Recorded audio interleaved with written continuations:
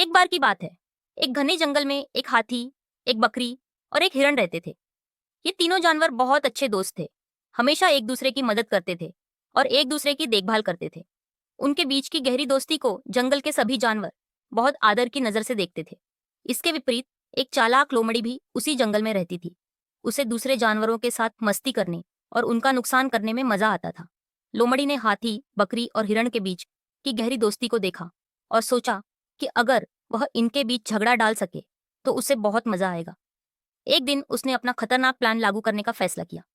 सबसे पहले लोमड़ी हिरण के पास गई और चालाकी से कहा, तुम जानते हो, बकरी और हाथी कहते हैं कि तुम सबसे कमजोर हो। वे तुम्हारे बिना ज्यादा खुश रहते हैं।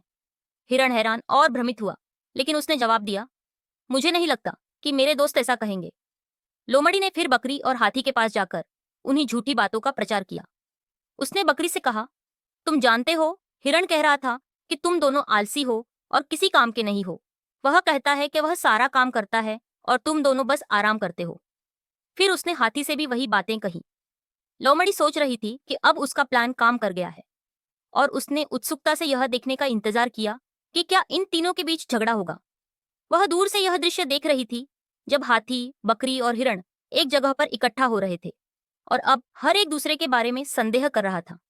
हालांकि हाथी, जो सबसे समझदार था, पहले बोला, हम बहुत अच्छे दोस्त हैं और गलतफहमियों के कारण हमें अपनी दोस्ती नहीं खोनी चाहिए। आइए हम बात करें और पता करें कि क्या हो रहा है।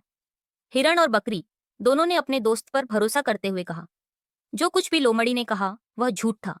हमें एक दूसरे पर विश्वास करना चाहिए। तीनों ने यह समझा कि यह सब लोमड़ी की चाल थी और उन्होंने उसे सबक सिखाने का फैसला किया। अगली सुबह तीनों दोस्तों ने जंगल में एक झूठी लड़ाई का नाटक किया।